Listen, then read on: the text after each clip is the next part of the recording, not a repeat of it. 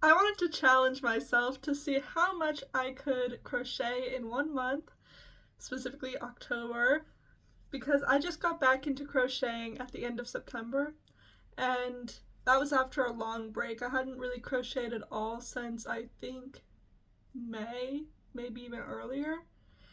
And to be honest with you, before that, my crowning achievement was a really form-fitting beanie. That was I hadn't crocheted that much. I tried to make a couple sweaters. They were bad. They were patchwork, so it wasn't even proper sweater construction. Point being, but I felt like I could do it. Like, I felt in my bones that I just intuitively would know how to crochet this time, and you know what? I did. Some ancestral spirit came over me, I don't know. That's all that needs to be said at this point. So, I crocheted 8 items that I can show you. I crocheted a couple more that are Christmas gifts, so I'm not going to show those yet. Maybe I'll show them after Christmas as a little treat. Okay. I'm getting texts. Let's start in chronological order. The first thing that I finished this month, which I started at the end of September. I'm counting anything that I finished this month. There's also one item that I started in the spring, but I sewed the straps on this month, so I'm going to count it. So I made this bag, just really easy, these little granny squares, and then I just made one long loop around it so it has more of a structured construction. I totally just finessed the construction, and for the granny squares I'll link the pattern that I used. It's the same one that I've always used for these little flowers. I think that they're really cute. It's actually supposed to be daisies, but you can use whatever colors, and it's whatever flower you want. These were just some leftover yarns that I had. I'm not even 100% sure what they are. I think that they're all a wool blend. Maybe this black one's 100% wool, but I'm not sure. They're leftover from when I was doing rug punch, making a rug, but that really went on hold because I moved. I couldn't bring my rug with me, so my rug is just sitting there and it's a whole thing. But when I went to visit, I was like, well, I can at least take these yarns and use them for something, which is why I started crocheting again. And I had so much fun making this, although I am not really into granny squares anymore. After this project, after doing non-granny square projects, because I'd pretty much only done granny square projects before, I realized how much of a hassle they are. Like, I thought that they were easier, but they're actually harder, I think. Because then you have to sew them all together, and that's such a pain for me. I hate the sewing part, and I hate the weaving in the ends. And there's a lot of ends to weave in when you do granny squares. So, yeah, this is my last for a while. But I do think it's cute. It was a real struggle deciding which orientation to put the squares, because I made all the squares first, and then afterwards I decided how I wanted to put them. I don't know that I made the best choice, but it kind of reminds me of like a licorice or like some candy. So I think it's kind of cute in that sense. I would have done checkers, but it wouldn't have been symmetrical, and that would have bothered me. So, you know, it is what it is. Okay, the next thing that I made. Oh, this is not crochet, but I'm counting it because I did make it myself. Okay, this is super sketchy. I'm honestly scared to even hold it up because I did not know how to finish this, and I don't think that I made these knots very securely. But I made this bag. It's quite cute. It's like, it would be a really nice going out bag. I actually originally made it because I thought it'd be a nice gift for my sister because she really likes pearls and she really likes navy blue. So when I saw these beads, I was like, work. Oh, actually, this bag is a long story. I made this bag based on a picture that I saw on Pinterest that I really wanted. I loved this bag that I saw, and I thought it was like 120 euros or something, and I was like, I could make that myself. It was just beads, right? How hard can it be? I watched a video or two on how to bead a bag, and I was like, yeah, okay, I get the general gist. Like, I used to make those beaded keychains as a kid, and it's like a similar technique. So I was like, you know, it can't be that hard. Beads are so expensive. It's shocking. It's actually shocking. After the fact, it's like, this woman who's selling them on Pinterest or on Etsy is giving them away. Truly giving them away. I'll insert a picture. I would recommend you guys just buy them. Don't try to make it yourself, because as I already mentioned, this is really hard to put together. I'm like this, it's just the knots of the straps. I'm like, that's gonna come off. That is gonna come undone when you're like holding it, you know? That's really sketchy. And nice beads are just so expensive. I spent 25 euros on what I thought would be enough beads to make a bag. When I say it's maybe a fourth of the amount of beads I would need to make a bag. Yeah, so then I found these ones. This cost me 6 euros for all of these beads. Which, you know, good price. I truly stand by it. But this no longer looks like the original idea. This is just a very basic. I could buy this at H&M. So, you know, it is what it is. The bag, will I ever use it? No, because it will break if I ever tried. And will I give it to my sister? No, because that would be rude. It's just a little too bad to give as a gift. But, you know, it was fun. It was really fun to make, I will say. And I would do it again. And I might end up buying the next 75 euros worth of beads that I need to finish the original bag. But it's going to really hurt me to do that. So we'll see. We'll see when and if that ever gets done. Okay. The next thing that I made, you guys won't believe. You will not believe. Okay, this is my, well, I don't know if this is my crowning glory, but I was so proud of this, because again, I had no pattern. I honestly didn't have a pattern for any of these, because I'm really, you know, go with the flow. I hate, like with cooking, I hate using recipes. Like, I don't want to feel like I'm just doing what everybody else has already done. I want to do something new. I want to do something creative. It doesn't feel creative if I'm following a recipe or a pattern. So I just finesse, and it usually works out. Look, it's really easy to finesse when you're crocheting if you just make it in a way that you can try it on all the time. Try it on all the time and then see, okay, is this good? And I do have to go back and redo stuff all the time. I'm not going to deny that, and it is a pain, but it's so worth it. It's so worth it, because now I have something that nobody else has. And I made it all by myself for my little nog. My noggin. So I made this skirt. And I just woke up one day with like just the instructions in my head. And I started making it. It took me like 3 days because I was just working like a dog on this. And yeah, okay. If I were to redo it, I would make some differences. I would make some changes. It has a weird little pouch at the front that I thought would hide my stomach. I feel like it actually might be accentuating it.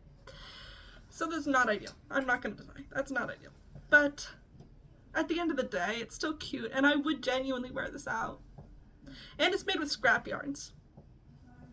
It's made with scrap yarns that I got. Mostly I inherited from my grandmother.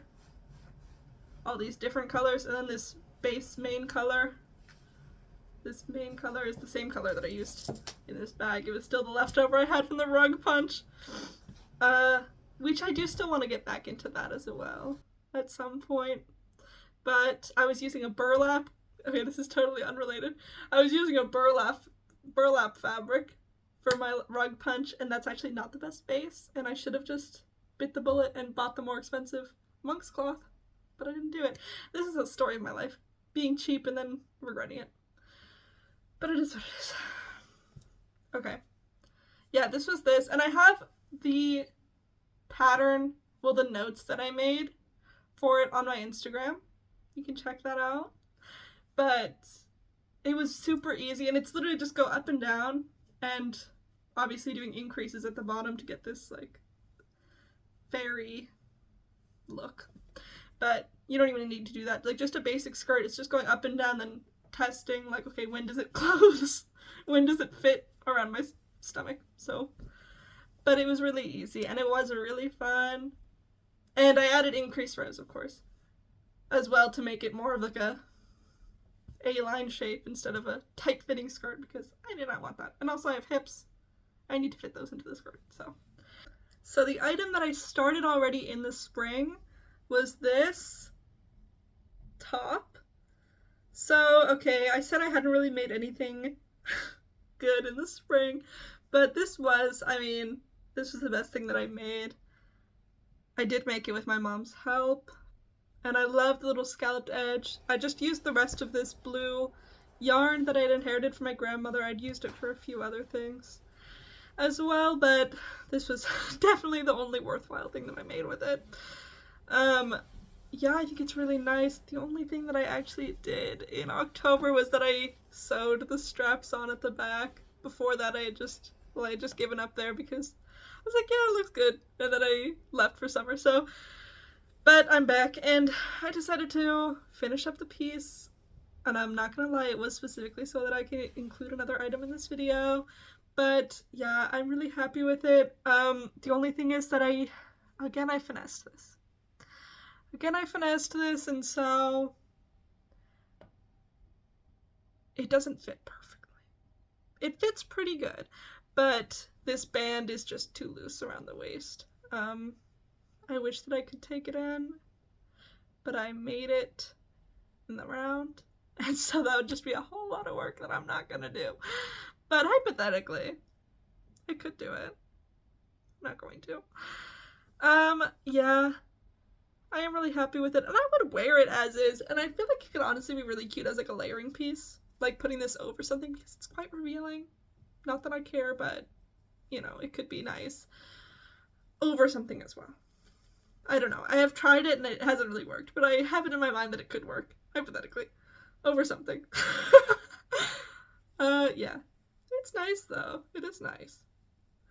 And again, okay, I watched some tutorial or something.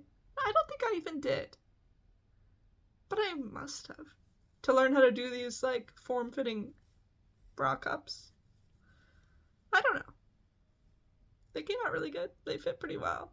And I used the same technique on one of my other projects, so I don't know. I think it's nice. Next thing that I made, Halloween, because it was October. Halloween inspired this spiderweb sweater, which, tell me that's not so cute. That's so cute. I made a video about this already, so I'm not going to talk too much about it.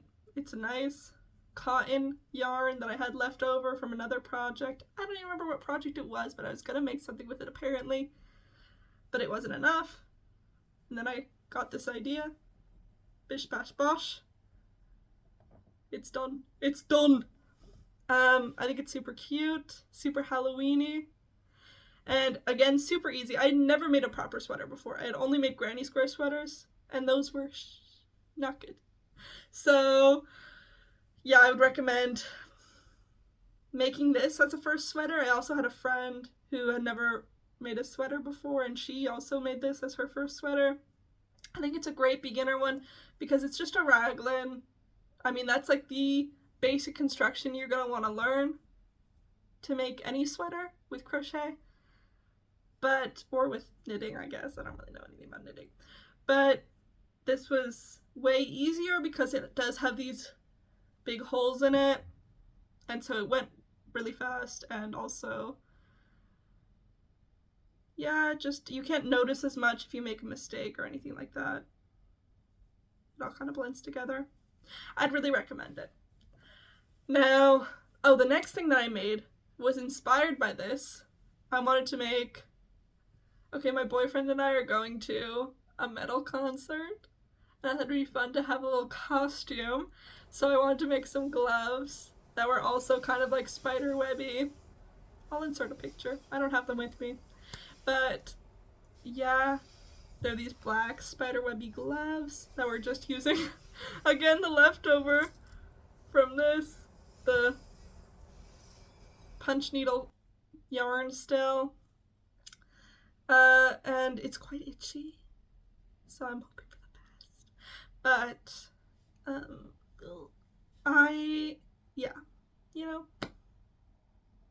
I'm quite happy with them. I think they're cute, and again, I didn't have a pattern, so it's so easy, like, just try it on your hand and then see when it fits, it's not that hard.